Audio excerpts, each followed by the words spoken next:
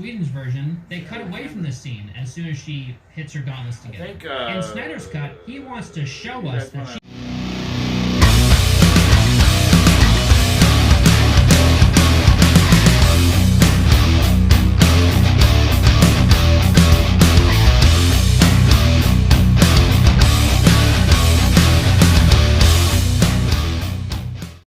All right, Gen X Power here, and I am probably going to piss a bunch of people off, but here's a list of things that allow you to get into the mind of a Generation X lifter. Number 1, barbells. All barbells weigh 45 pounds. You go into a gym, there's 20 barbells in the rack.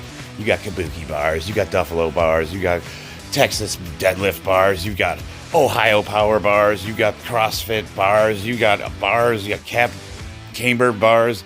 Some of them weigh 45 pounds, some of them weigh 35 pounds, some of them weigh 55 pounds. And then you post a video on Instagram and you think you hit 315 for the first time and you get that, well, actually guys. You know what? Stop it.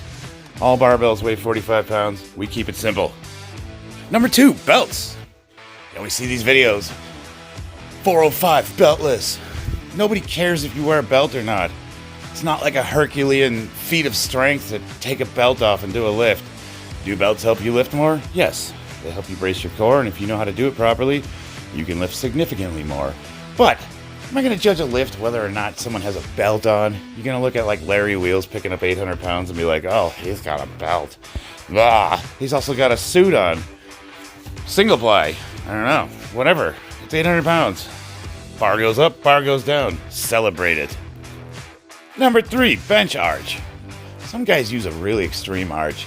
And I will admit, those like girls that are contortionists and can bend themselves in half and they have like 2-inch range of motion. Yeah, that's ridiculous. That's not a bench. But it is perfectly normal to bench with an arch. You know who benched with an arch? Eric Spoto. You're going to tell him that his world record 733-pound raw bench press didn't count because he used an arch? Well, he's a big guy, so he didn't really look like he was using an arch, but his arch was almost as pronounced as mine. It doesn't matter. The bar goes down, the bar goes up. If you can put 405 pounds on a bar and you can put that down to your chest and press it up and put it in the rack, it counts. I don't care if you have an arch. I don't care if you're laying flat. I don't care if you're doing sit-ups while you're throwing the weight up. I don't care if you're wiggling your feet around like a fairy. I don't care if you got them bent all the way back and they're touching your ears. The bar goes down, the bar goes up. The lift is good. You're lifting, you're exercising in a gym, you're training. You're not competing. Stop being gym training judges. I mean, for Christ's sake, we're training to get better. It doesn't matter. Number 4, squat depth. We don't care if you touch your butt or you barely break parallel or you're 3 or 4 inches above.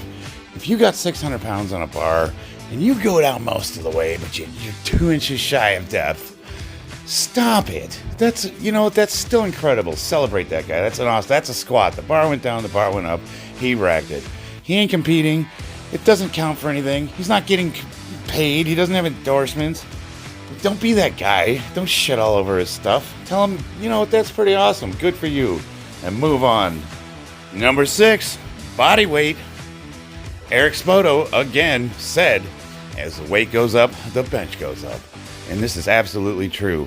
I see really, really big guys talking a lot of crap to people that weigh 40, 50, 60, 70, 80 pounds less than them. And they're barely lifting a little more, and they're acting like they're just grinding them into the dirt. I'm here to tell you guys, some of you need to step on a scale and show those digits, because you're talking an awful lot of smack. Weight makes a huge difference. It's enormous. And there's a reason why there's weight classes. So, if you're way up there and you're just, you're barely outlifting a guy that's 40, 50, 60 pounds lighter than you, I don't know. Not that impressive. 7, comments about looks. What grown-ass man comments about the way another person looks, something they have no control over? I mean, seriously, I see comments all the time about, oh, your chicken legs or whatever, or just a guy's, a power lifter and he's squatting a ton and you say his legs are skinny. Well, obviously he's working legs out. You see in the video. That's just weird, man. You're a man. You're a dude. Don't comment on what another man looks like. It's creepy. It's weird. It makes you look like a weirdo. Number 7, lifting calculations. Look, I'm familiar with these calculations. I use them all the time. I use them to program. And they're fairly accurate. You can take a 5-rep set, and you can kind of calculate your 1-rep max. And it's usually within 5 or 10 pounds. But I'm here to tell you, us sub-boomers, as you might call us, Gen Xers, we grew up just gripping and ripping the bar. You got some guys, saying that he can bench more than you, and I say, well, where's the video? And he's like, oh, well, and he shows me this, set of 10, 215, and he's got this weird calculation, and he's like, see, by the math, it means I can do 420 pounds.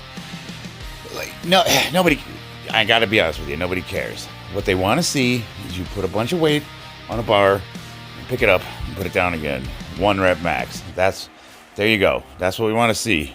Grip it and rip it, baby. Number 8, slingshot benches don't count. I use a slingshot. And I could do, 475, 470 pounds. It doesn't count. A lot of guys, they would say they can bench 500 pounds with a slingshot, especially that black one. That black one gives you a lot of assistance. And that's impressive. Man, I'll tell you what, if you can bench 500 pounds with a slingshot, I'm impressed. Like, that's awesome. But don't tell people you can bench 500 pounds, because you can't. You say, I can bench 500 pounds with a slingshot. Just like I would say I can only bench 470 pounds with a slingshot. I have the original red Mark Bell one. I need to buy that black one. I wonder if I could get 5 plates with that black one. I kind of want to just buy it to try it. Slingshots are a lot of fun, don't get me wrong. I love that thing. And it's an awesome training tool, because as your slingshot bench goes up, your regular bench goes up with it. So definitely buy one. Definitely use one. I'm not saying don't. I'm just saying stop telling people that that's your bench, because it ain't. Number 9, wraps, straps, sleeves, gloves, tape, lifting assistance. You can buy like knee sleeves, knee wraps. They'll help you. If you wrap your knees properly, you can squat like 50 pounds more. They're awesome. But you know what? Everybody nitpicks these videos to death. If a guy's got wraps on, if he's got knee sleeves on, if he's got elbow sleeves, if he's wearing gloves, wrist wraps. Look, if you can put whatever on a bench and you lift it all the way down, all the way up, and you got elbow sleeves on, it's good. It's a gym lift. We're exercising. It's not that serious. Stop nitpicking the lifts to death. Just lift up and down.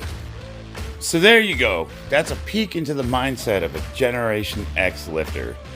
We grip it, we rip it. We got families, we work, we're the producers, we're the movers, we're the shakers. We're the taxpayers who fund this country. We get up every day, we go to work, we go to the gym, we get it done. We celebrate with our friends. We get together with our coworkers. I hope this video was fun, so I hope you enjoyed it. Hit me up if you have any comments.